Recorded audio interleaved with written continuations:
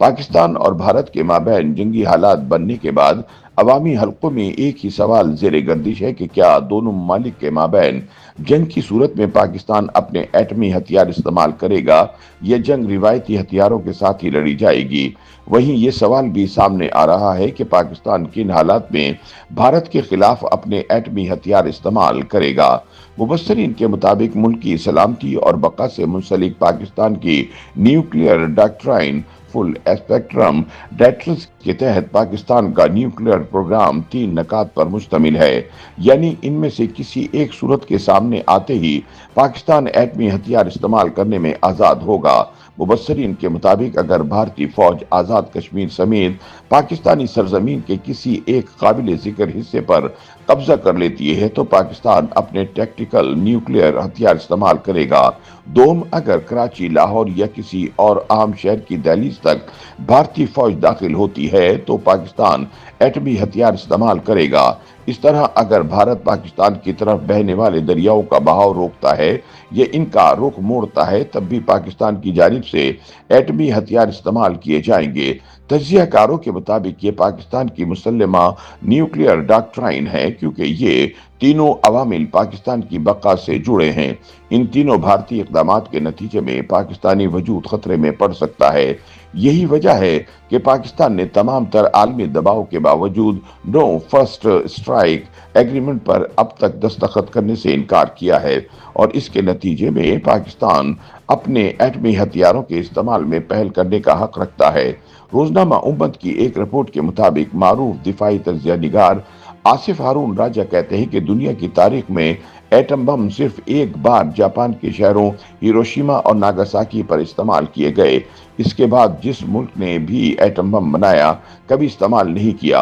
America और Soviet union के माबैन कई दिहाइयों तक सर्द जंग चलती रही, ये कभी गर्म जंग में तब्दील नहीं हुई। इसका सबब सोवियत यूनियन के पास भी एटम बम का होना था। इसे ही डेटरेंस कहते हैं। यही डेटरेंस हमने भी कायम किया है, वरना दरमियान में ऐसे कई मौके थे कि भारत पाकिस्तान के खिलाफ मुकम्मल जंग छेड़ सकता था, लेकिन इसे मालूम है कि अब पाकिस्तान के पास भी एटम बम्स और जदीद मिसाइल हैं। आसिफ हारून के मुताबिक रिवायती हथियारों के लिहाज से अगरचे भारत को पाकिस्तान पर बरतरी हासिल है, लेकिन हमारी न्यूक्लियर और मिसाइल टेक्नोलॉजी भारत से सुपीरियर है। साथ ही पाकिस्तान ने भारतीय कोल्ड स्टार्ट डॉक्ट्राइन को काउंटर करने के लिए टैक्टिकल एटमी बम यानी छोटे एटमी हथियार भी बना रखे हैं, ताकि अगर भारत पाकिस्तान के खिलाफ तेज तरीन हमले पर मबनी अपनी कोल्ड स्टार्ट डॉक्ट्राइन इस्तेमाल करने की कोशिश करता है तो टैक्टिकल एटमी हथियार इस्तेमाल करके इसे सबक सिखाया जा सके। तज्जियाकारों के मुताबिक टैक्टिकल एटम बम्स का फैलाव बहुत महदूद होता है, यानी इसके ताबकारी असरात मैदान जंग तक रहते हैं। मिसाल के तौर पर आगे बढ़ती दुश्मन की फौज पर टैक्टिकल एटम बम इस्तेमाल किया जाए तो मौजूद तमाम फौज और इनके हथियार तबाह हो जाएंगे। इसके मुकाबले में बड़ा एटम बम पूरा शहर या मुल्क तबाह कर सकता है। ये वही टैक्टिकल न्यूक्लियर बम्स है जिस पर भारत, अमेरिका और मगरिब चीखें मार रहा है। सबसे अहम बात यह है कि टैक्टिकल एटमी हथियारों के इस्तेमाल का इख्तियार मुतालिका इलाके के ब्रिगेड कमांडर को दिया जा चुका है, यानी मौके की नजाकत के मुताबिक ब्रिगेड कमांडर टैक्टिकल एटमी हथियार इस्तेमाल कर सकता है।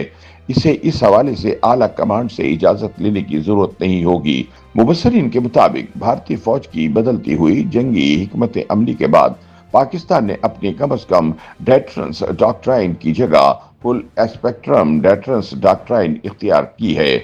जमीनी, समंदरी और फिजाई सहरुखी नई हिकमत अमली के तहत पाकिस्तान के पास 2500 किलोमीटर से जायद फासले तक भरपूर जवाबी कार्रवाई की सलाहियत मौजूद है, जिसमें वो अपनी सलामती के लिए एटमी हथियार इस्तेमाल कर सकता है।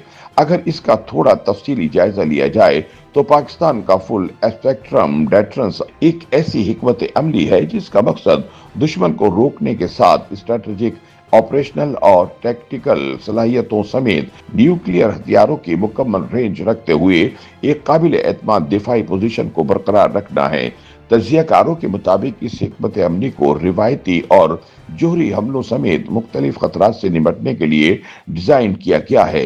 नई हिकमत अमली के तहत आर्मी, नेवी और एयरफोर्स तीनों अफवाज को एटमी हथियारों से लैस कर दिया गया है, जबकि इस बात को यकीनी बनाया गया है कि तमाम मुमकिन अहदाफ, चाहे वो भारत में हों या बाहर के इलाकों में, पाकिस्तान के एटमी हथियारों की रेंज के अंदर हों।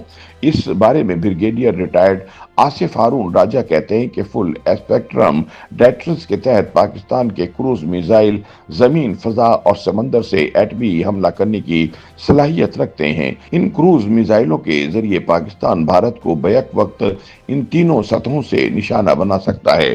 क्रूज मिसाइल को रोका नहीं जा सकता। ये 100% एक्यूरेसी और बर्क रफ्तारी के साथ अपने निशाने पर लगता है। भारत के पास मौजूद रूसी साख्ता एयर डिफेंस सिस्टम S-400 भी क्रूज मिसाइल को नहीं रोक सकता। YouTube पर गूगली न्यूज देखने के लिए youtube.com की सर्च बार में गूगली न्यूज टीवी टाइप करें। गूगली न्यूज के पेज पर सुर्ख रंग के सब्सक्रिप्शन वाले बटन पर क्लिक करना ना भूलिए। YouTube पेज पर अपलोड होने वाली वीडियोस से बाखबर रहने के लिए बेल आइकन पर क्लिक कीजिए। आपको हर नई वीडियो के बारे में नोटिफिकेशन मौसूल हो जाएगा।